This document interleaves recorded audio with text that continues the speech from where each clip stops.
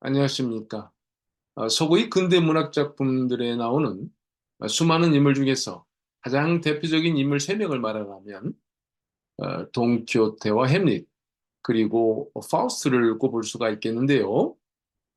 이들 각각에 대해서는 수많은 논문이 나와 있고 지금도 계속되고 있지만 마침 이 세 인물을 동시에 비교 분석한 책이 우리말로 번역돼 나왔고 그 내용이 현재 우리가 연구하고 있는 돈키호테를 이해하는데 참고할 만한 것 같아 잠시 다뤄보기로 하겠습니다.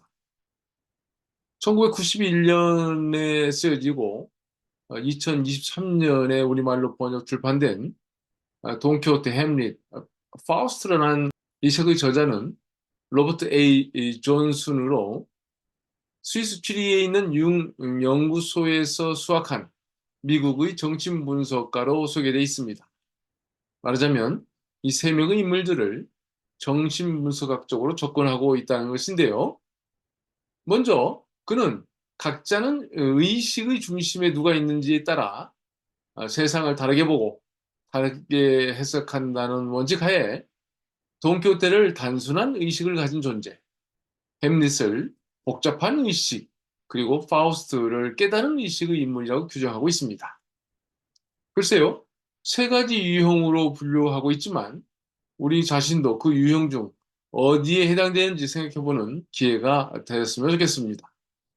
먼저 그는 단순한 의식을 갖고 있는 돈키호테는 현대 사회에서 찾아보기 힘든 유형의 인물이라고 말하고 있고요. 파우스트와 같은 깨달은 의식을 갖고 있는 사람은 우리 중에 아주 극소수에 해당된다고 보고 있습니다. 반면 햄릿과 같은 복잡한 의식을 갖고 있는 존재는 교육받은 현대인의 평균 의식이라고 말하기도 하죠. 그러니까 로버트 A. 존슨은 오늘날 대다수는 햄릿이다.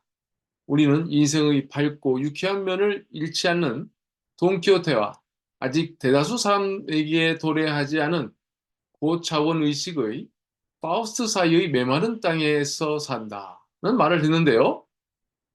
그렇다면 오늘날의 햄릿, 즉 우리들은 바로 돈키호테와 파우스트 사이의 어디쯤에 매일매일 고민하고 서성이면서 불안에 살고 있다는 말일 것입니다.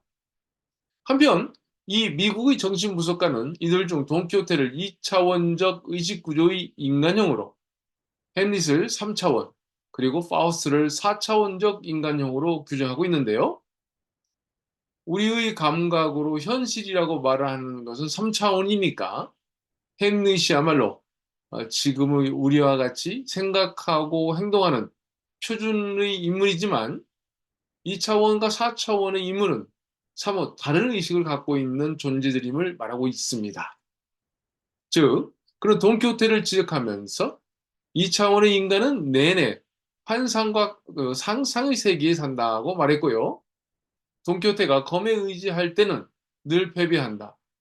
승리하는 건 그의 시적 상상력이다라고 표현합니다. 말하자면 푼차바의 전투를 내적으로 보면 어린아이나 단순한 2차원 인간이 벌이는 상상 속 영웅의 전투가 되며 2차원의 인간은 내면이 외부를 이기는 세상을 살고 있다고 말하고 있습니다. 우리가 어렸을 때 텔레비전에 나오는 레슬링 장면이나 권투, 그리고 타잔 등 영화를 보면서 우리도 그 주인공처럼 옷을 입거나 행동하거나 소리를 지르는 등 화면으로 봤던 그것을 머릿속에 넣고 행동했던 기억을 여기에 접목해 볼 수 있겠는데요. 로버트 A. 존슨은 돈키호테의 저자 세르반테스는 서구인의 유령기를 말한다. 아직 에덴 동산에서 추방된 고통의 충격을 덜 받던 그 시대를 말이다. 그 누구도 2차원 인간을 돈키호테보다 더 잘 그려주지 못한다라고 말하고 있습니다. 그러고 보니 생텍쥐페리의 이 어린 왕자가 생각나는데요. 사막에 불식착한 비행기 조종사가 나는 6살 적에 화가라는 멋진 직업을 포기해버렸다는 문 말입니다. 이런 포기는 그가 그림 1호와 제2호가 성공을 거두지 못한 데 낙심해버렸던 것 때문인데요. 그의 말을 좀 더 인용하면 조금 총명해 보이는 사람을 만날 때면 나는 늘 간직해오고 있던 예의 나의 그림 제1호를 가지고 그 사람을 시험해 보고는 했다. 그 사람이 정말로 뭘 이해하는 줄 아는 사람인가 알고 싶었던 것이다. 그러나 의뢰 그 사람은 모자군 하고 대답하는 것이었다. 그러면 나는 보아 구렁이도 원시림도 별들도 그에게 이야기하지 않았다. 결국 6살의 화가의 꿈을 버리고 어른들 틈에 오랫동안 살아오다 보니 사막에서 만난 어린 왕자가 양의 그림을 그려달라고 했을 때 그는 그동안 익숙해진 사고로 양을 그렸다가 퇴짜를 맞고 결국에는 구멍이 3개가 뚫린 빈 상자 그림을 그려줌으로써 어린 왕자로부터 긍정적인 반응을 이끌어냈던 것이죠. 이렇게 우리가 유년기에 갖고 있었던 상상의 세계는 바로 이 2차원적 의식에서 발원한다고 말할 수 있겠는데요. 현실 속 제3차원의 일반 사람에게는 매우 단순하고 아이 같은 소리로 들리게 되죠. 한편 2차원적 세계라고 하니 3차원의 현실을 2차원의 평면인 캠퍼스에 그려놓는 것에 관심을 갖고 새로운 시도, 말하자면 그림에서의 실험들을 연상할 수 있겠는데요. 우선 앙리 마티스의 붉은 망이나 춤을 보면 기존 그림에서 쓰던 명암법이나 원근법을 적용하지 않고 있는 것을 볼 수 있습니다. 그러니까 르네상스 이후 발전하게 된 명암법이나 원근법은 현실을 평면인 캠퍼스에 구현해내기에 고안한 것으로 일종의 속임수나 허성이라고 본 것인데요. 그래서 이 야수파의 그림들은 다른 기법들을 제거하고 오히려 색을 중심에 넣게 되니 원색으로 그림을 그리게 되죠.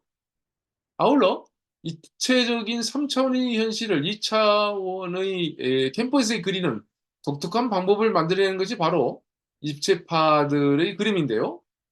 물론 명암법과 원근법을 배제했죠. 이것은 후한 그리스의 기타와 신문이고요. 이것은 피카소의 게르니카입니다. 특히 게르니카에서는 사물을 여러 각도에서 본 것을 한 캠퍼스의 한 공간에 넣음으로써 사물이 배정되어 그려지고 있는데요. 우리가 돈키호테의 의식이 단순하고 그 시각이 이차원적이라는 맥락에서 본다면 돈키호테가 보는 세상이 바로 이와 유사한 것들이 아닐까 해서 잠시 다뤄봤습니다. 그러니까 풍차를 보면서 산초는 그것이 방앗간이라는 본질을 갖고 있는 풍차로 봤고 동일한 것을 돈키호테는 마법사가 변신한 괴물, 즉 거인으로 본 것은 그가 기사 이야기에 빠져 세상을 온통 책 속의 상황에 대입하는 2차원적 의식에서 나온 것임을 알 수 있겠습니다. 다시 로버트 A. 존슨이 앞에서 언급한 오늘 대다수는 햄릿이다. 우리는 인생의 밝고 유쾌한 면을 잃지 않는 돈키호테와 아직 대다수 사람에게 도래하지 않는 고차원 의식의 파우스트 사이의 메마른 땅에서 산다는 말을 2차원, 3차원 그리고 4차원의 인물 유형에 접목해 본다면 유아기의 돈키호테에서 출발하여 삶을 살다가 노년기에는 파우스트로 종료되는 것이 이상적인 인간의 모습이라는 점을 인식하게 되는데요. 그것은 로버트 A. 존슨이 파우스트를 깨달은 의식 상태로서 극소수에만 해당된다고 말하고 있기 때문입니다. 그렇다면 어린 시절의 상상을 포기하고 현실을 살아가고 있는 우리가 과연 깨달음의 단계에 이르는 방법은 어디에 있는지, 햄릿이 파우스트로 수가될 수 있는 계기는 무엇이었는지 다음 시간에 살펴보도록 하겠습니다. 감사합니다.